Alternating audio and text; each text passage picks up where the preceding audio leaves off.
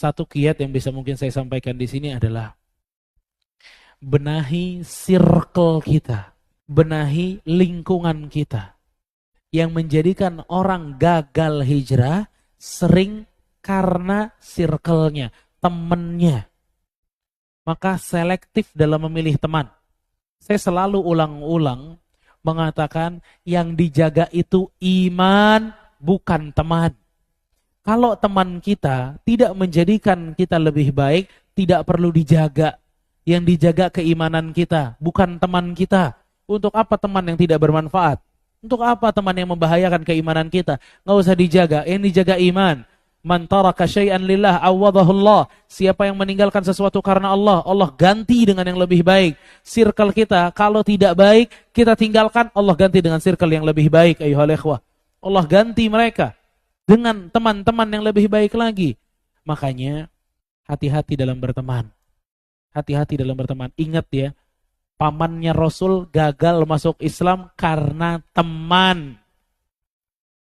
Bukan Abu Thalib itu tidak berteman dengan manusia baik. Berteman dengan Rasul SAW, dekat banget sama Rasul. Tapi masalahnya apa? Dia dekat juga sama Abu Jahal. Abu Thalib nih kalau zaman now ya, itu grup WhatsApp-nya ada 2. Yang bareng Rasul ada, yang bareng Abu Jahal ada. Salah dia. Mestinya dia left group yang Abu Jahal. Harus left group. Itu juga kita kayak gitu. Kita sama grup-grup yang gak benar, left group, jangan ragu-ragu. Yang dijaga iman bukan teman. Kita di grup-grup yang baik-baik aja. Kita di grup baik-baik aja, belum tentu baik. Ini mau juga di grup yang gak baik. Kapan mau baik? Ya, makanya kita harus sayangi diri kita dengan memperlihat atau selektif dalam memilih pergaulan. Ya. Alhamdulillah wassalatu wassalamu ala Rasulillah wa ala alihi wa man tabi'in ila yaumil qiyamah.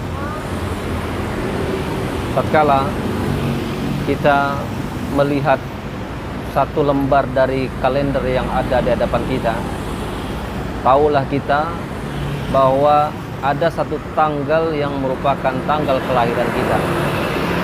Kalau kita mengatakan bahwa umur saya telah bertambah,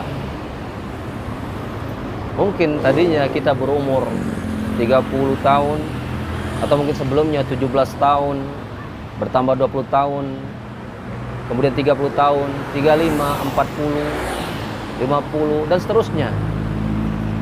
Ya, secara angka kita mengatakan bahwa angka kita bertambah. Tapi tahukah kita bahwasanya ketika kita berbicara tentang waktu yang Allah sediakan untuk kita hidup di dunia, maka sesungguhnya kita sedang berkurang. Plus di satu sisi, hakikatnya minus yang menjadi realita.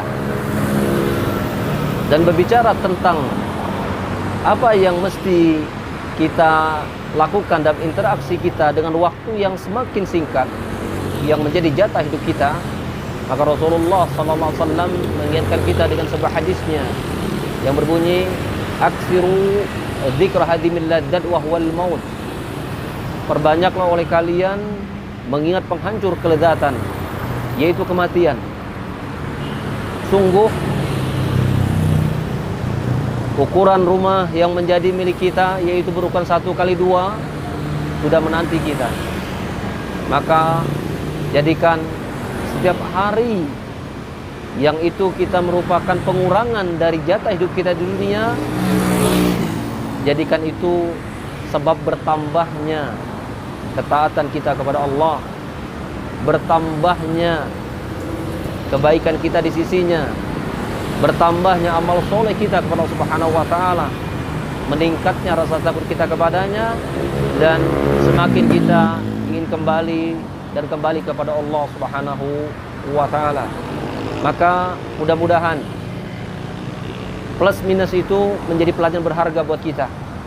Bahwa bertambahnya umur hakikatnya berkurangnya jatah hidup. Tetapi wahai saudaraku, ikhwana fillah wa iyyakum, jadikan berkurangnya jatah hidup kita itu merupakan sebab bertambah dan tingginya tingkat ketakwaan dan keimanan kita kepada Allah Subhanahu wa taala. Assalamualaikum warahmatullahi wabarakatuh.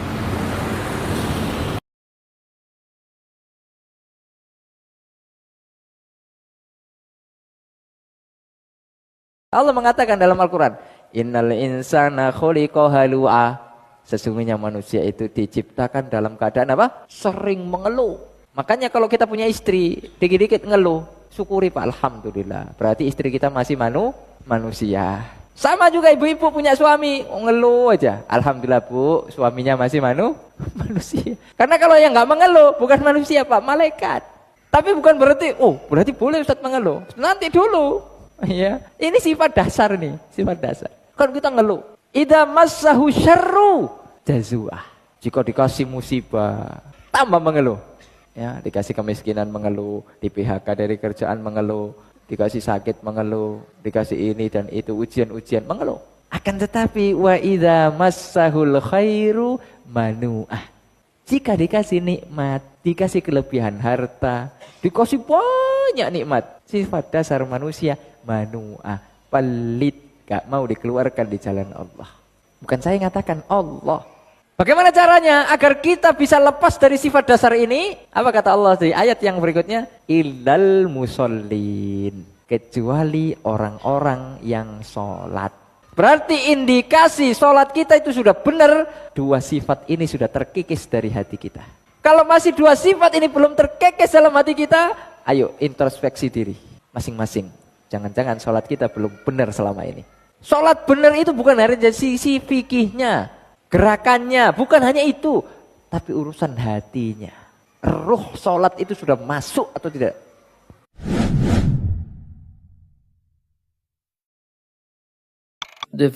Definisi sunnah ada beberapa macam. Jadi sunnah,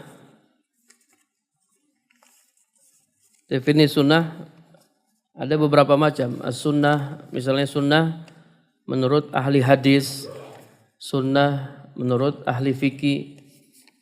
Sunnah menurut ahli hadis itu ma udifa ilan nabi sallallahu alaihi wasallam min qaulin au fi'lin au takrir.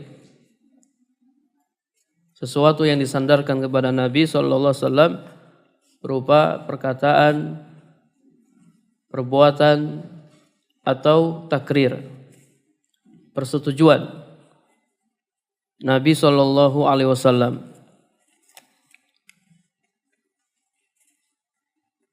Jadi sunnah itu bukan hanya perbuatan Nabi, perkataan Nabi juga sunnah.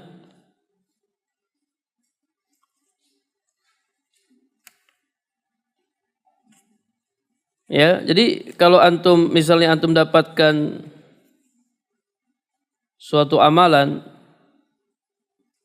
yang tidak pernah dikerjakan oleh Nabi sallallahu alaihi wasallam, tapi Nabi menyampaikannya melalui sabdanya, maka itu juga termasuk sunnah.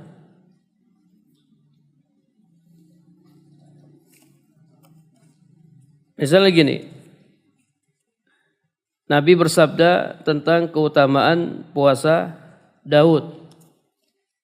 Itu sehari berpuasa dan sehari berbuka. Tapi dalam riwayat-riwayat lain kita tidak pernah dapati Nabi lakukan itu puasa Daud. Nabi pernah enggak puasa Daud? Mana dalil yang menjelaskan Nabi pernah puasa Daud?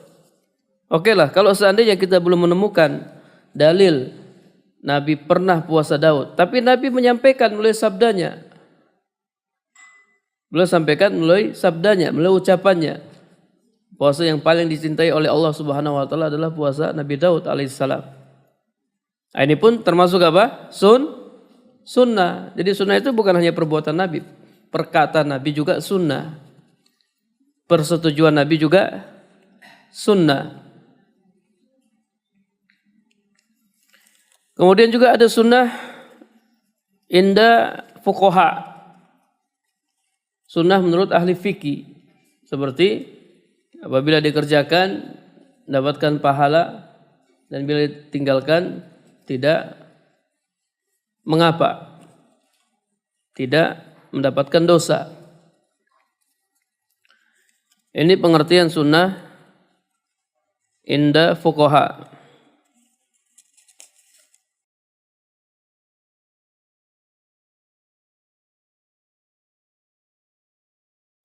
Bismillahirrahmanirrahim. Alhamdulillahi rabbil alamin wassalatu wassalamu ala nabiyyina Muhammadin wa ala alihi wa sahbihi wa man tabi'ahum bi ihsanin ila yaumiddin. Amma ba'd.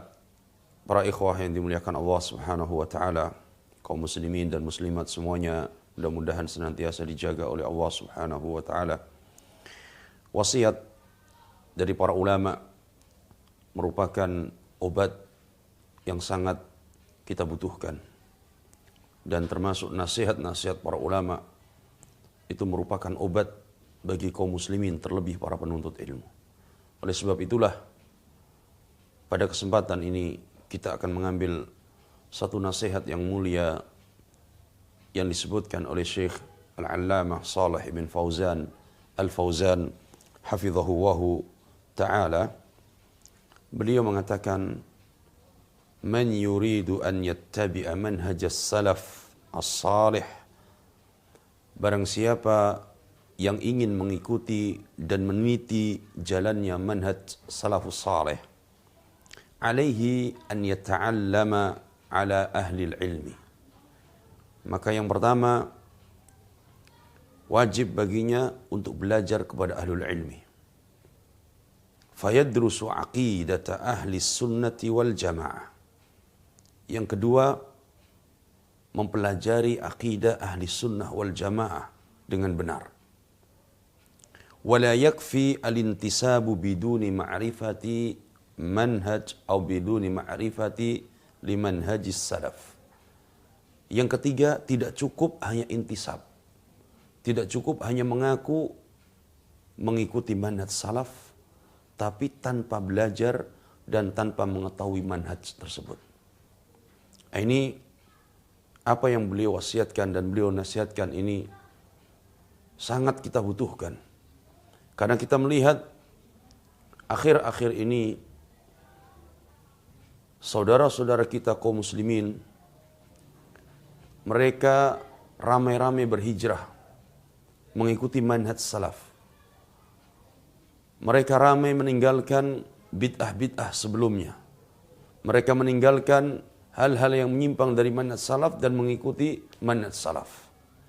Nah, kita berbahagia dengan ini semuanya. Tetapi yang Syekh wasiatkan bahwa kewajiban mereka dan kita semuanya, jika benar-benar ingin mengikuti manhaj salaf yang sebenarnya, adalah alaihi an yata'allam ala ahli ilmi. Wajib baginya untuk belajar kepada ahlul ilmi. Belajar kepada ahlinya, bukan kepada sembarang orang. Belajar kepada ahlinya, bukan belajar kepada yang sudah berhijrah, tetapi belajar kepada ahlinya. Oleh sebab itulah, tidak boleh seorang kemudian menisbatkan diri kepada salaf, kemudian tidak mau belajar tentang manhaj salaf. Dia harus belajar. Dan yang paling utama dia pelajari adalah akidah ahli sunnah. Akidah salaf. Bagaimana generasi salaf terdahulu, para sahabat Nabi SAW, mereka berakidah. Apa saja akidah mereka? Bagaimana para tabi'in, tabi'ut tabi'in, mereka berakidah yang benar. Nah, ini yang harus kita ikuti dan ini yang harus kita pelajari. Selain daripada itu, mempelajari kewajiban-kewajiban yang harus kita laksanakan setiap harinya. Bagaimana kita bisa mempelajari taharah yang benar, wudu yang sesuai dengan contoh Nabi, salat sesuai dengan contoh Nabi. Ini yang harus dipelajari lebih utama. Bukan kemudian kita meninggalkan manhaj bid'ah, meninggalkan kemaksiatan sebelumnya, hijrah ke manhaj salaf. Yang pertama kali kita pelajari adalah tentang ekonomi, kemudian kita enggan dan kita malas ketika mempelajari akidah. Ini tidak benar. Penting kita mempelajari ekonomi Islam, penting kita mempelajari tentang akhlak yang mulia.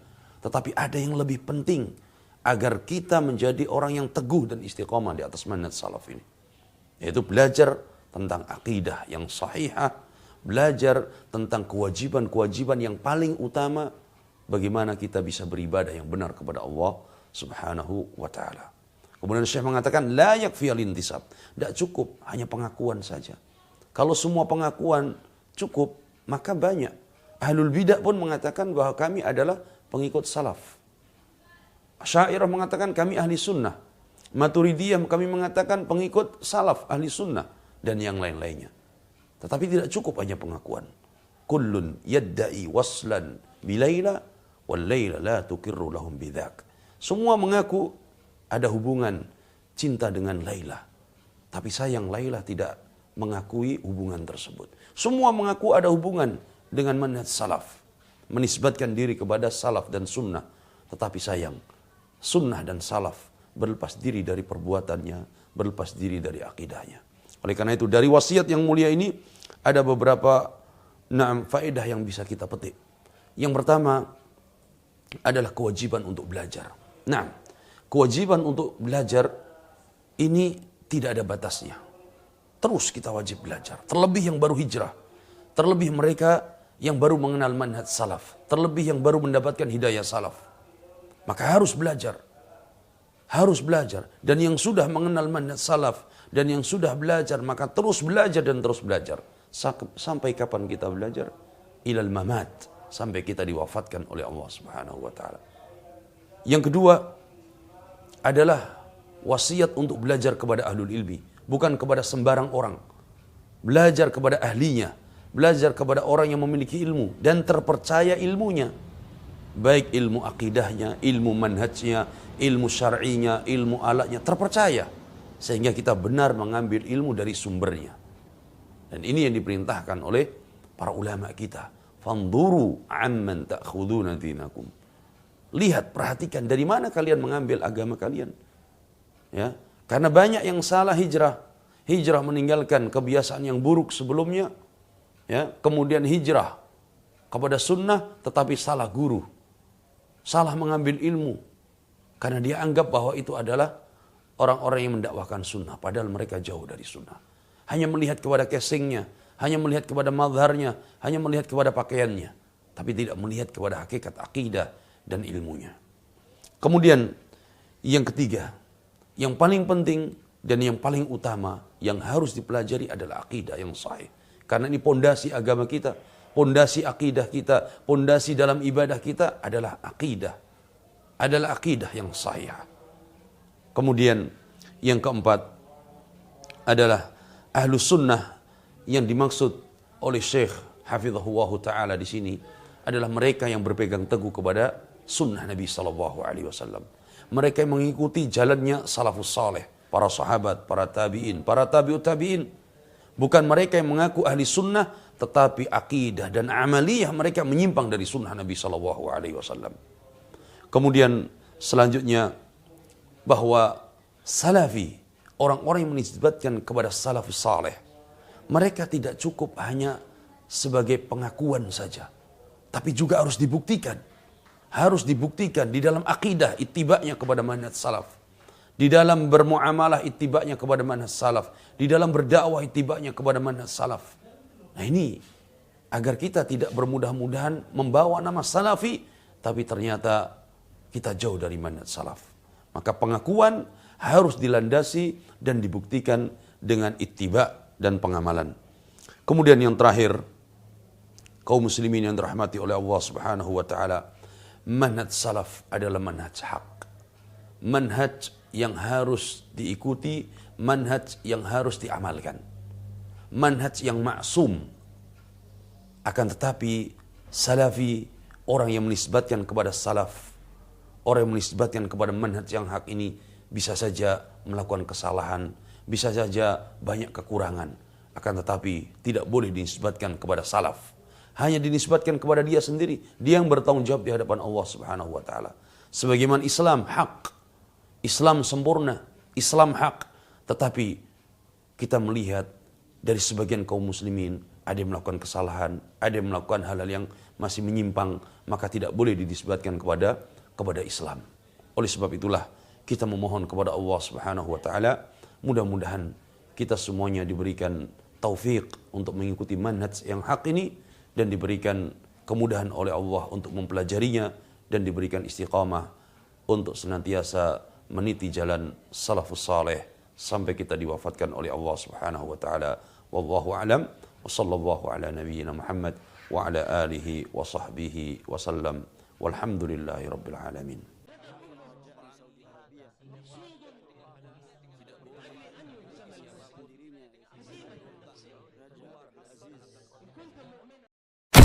فقلت استغفروا ربكم إنه كان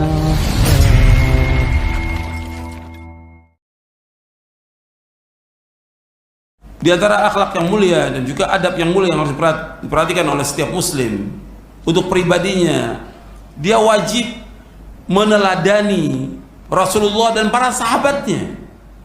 Dia wajib mengikuti akidah dan manhaj salaf, wajib. Ya. Dasarnya apa? Dasarnya perintah Allah dan Rasulnya. Wajib bagi kita untuk mengikuti manhaj salafus saleh, para sahabat, sebagaimana Allah perintahkan dalam Al-Quran. Banyak dalilnya, dalil tentang wajibnya mengikuti manhaj salaf. Kalau kita lihat dari dalil Quran, hadis, athar para sahabat dan perkataan para ulama, lebih dari 50 dalil wajib mengikuti manhaj salaf ini. Al-Quran wa sunnah, lebih dari 50 dalil, dan saya jelaskan dalil-dalilnya di buku saya Mulia dengan Manhaj Salaf. Saya jelaskan dalam buku saya Mulia dengan Manhaj Salaf. Saya jelaskan dalilnya di situ. Banyak orang-orang yang tidak paham, bahkan menuduh orang-orang yang mengikuti manhaj salaf dengan tuduhan-tuduhan yang jelek, yang tidak benar, dengan tuduhan Wahabi atau yang lainnya. Padahal ini perintah dari Allah SWT dalam Al-Quran dan perintah dari Rasulullah SAW. Dan wajib kita untuk mengikuti manhaj salaf. Nggak boleh kita keluar dari manhaj salaf, karena yang memerintahkan Allah SWT. Allah berfirman dalam surah An-Nisa, ayatnya banyak. Ya, kalau saya bawakan banyak ayatnya, lebih dari 10 ayat. Saya bawakan satu aja. Allah berfirman dalam surah An-Nisa ayat 115, "Wa may yushaqiqir rasula min ba'di ma tabayyana lahul huda wa yattabi' ghaira sabilil mu'minin nuwallihi ma tawalla wa nuslihi jahannam wa sa'at masira." Dan barang siapa yang menentang Rasul sesudah jelas baginya petunjuk dan mengikuti jalan selain jalan kaum mukminin, selain jalannya para sahabat. Karena waktu itu yang pertama kali beriman kepada Rasul siapa? Para sahabat. Mengikuti jalan selain jalannya para sahabat, kata Allah, kami biarkan dia sesat dan kami akan masukkan dia ke neraka jahanam. Allah yang firmankan dalam Al-Quran, orang yang mengikuti jalan selain jalan para sahabat, orang yang mengikuti jalan selain jalan salafus saleh, maka kata Allah, nuwallihi matawalla, kami biarkan dia sesat. Kemudian apa? Wa nuslihi jahannam, kami akan masukkan mereka ke neraka jahanam, dan jahanam sejelek-jelek tempat kembali. Dan Nabi SAW dalam hadis yang sahih yang diriwayatkan oleh Imam Ahmad, Tirmizi dan yang lainnya, Nabi menyebutkan bahwa umat Islam akan terpecah menjadi 73 golongan. 72 masuk neraka, 1 yang masuk surga. 1 itu Nabi katakan al-jamaah, jamaah. Dan Nabi bersabda SAW dalam hadis yang lain, hadis ini sahih, dalam hadis yang lain yang hasan li ghairihi yang diriwayatkan Imam Tirmidzi dan Hakim, kata Nabi, ma ana alaihi al-yawma wa ashabi, yaitu orang-orang yang mengikuti aku dan para sahabatku. Jadi golongan yang selamat itu orang yang mengikuti Rasulullah SAW dan para sahabatnya. Maka wajib setiap muslim, apalagi para dai, para ustadz, para guru, para imam, para syekh, dia wajib mengikuti manhaj salaf. Karena ini jalan selamat. Kalau orang tanya kenapa kita wajib mengikuti manhaj salaf, kalau orang bertanya kenapa kita wajib mengikuti manhaj salaf, karena kita ingin masuk surga. Tanya kepada dia, antum ingin masuk surga atau tidak? Anda ingin masuk surga atau tidak? Kalau Anda ingin masuk surga, ikuti jalannya salafus saleh. Karena Allah dan Rasulnya menjamin orang-orang yang mengikuti manhaj salaf, jaminannya surga. Dalilnya mah banyak. Saya bawakan satu lagi ayatnya. Allah berfirman dalam surah At-Taubah, surah Al-Bara'ah, surah 9 ayat 100. Allah berfirman, "Was-sabiqunal awwalun minal muhajirin wal ansar walladzina ittaba'uhum bi ihsanin radhiyallahu anhum wa radu an wa'ada lahum jannatin tajri tahtal anharu khalidina fiha abada dzalikal fawzul 'adzim. Allah berfirman dalam surah At-Taubah ayat 100, dan generasi yang pertama yang terdahulu dari Muhajirin dan Ansar dan orang-orang mengikuti mereka dengan baik, maka Allah redha kepada mereka, mereka pun redha kepada Allah. Allah masukkan mereka ke dalam surga. Kita melihat itu. Allah katakan Allah masukkan mereka ke dalam surga yang mengalir di bawahnya sungai-sungai, mereka kekal dalamnya selama-lamanya. Dan itu merupakan kemenangan yang besar. Yang dimaksud Muhajirin Ansar siapa? Para sahabat, nggak ada lagi. Muhajirin orang yang hijrah dari Mekah ke Madinah, Ansar para sahabat yang di Madinah yang membantu Rasulullah sallallahu alaihi wasallam. Ini dua golongan yang mulia, para sahabat radhiyallahu ajmain. Allah jamin mereka dengan surga. Allah redha kepada mereka, dan kita yang mengikuti jejak mereka, Allah akan redha dan Allah akan masukkan ke surga kalau kita mengikuti mereka. Maka kita wajib mengikuti salafus saleh. Jadi setiap guru, setiap ustadz wajib mengikuti jejak salafus saleh. Wajib mengkaji, belajar. Maka antum baca buku saya Mulia dengan Manhaj Salaf, antum baca dalilnya supaya tambah yakin dengan dalil. Agama Islam agama dalil, bukan kata orang, bukan kata guru, bukan kata syekh, kata dalil Quran dan Sunnah. Itu yang wajib kita ikuti, dalil. Karena agama kita agama ilmu, agama dalil, bukan dogma, bukan doktrin seperti ajaran Nasrani dan yang lainnya. Agama Islam bukan ajaran dogma, bukan doktrin, tapi ajaran dalil, ilmu. Ketika ada orang mengatakan begini dikerjakan, dalilnya mana? Mana dalilnya? Sahih atau tidak? Dalilnya. Itu ajaran Islam.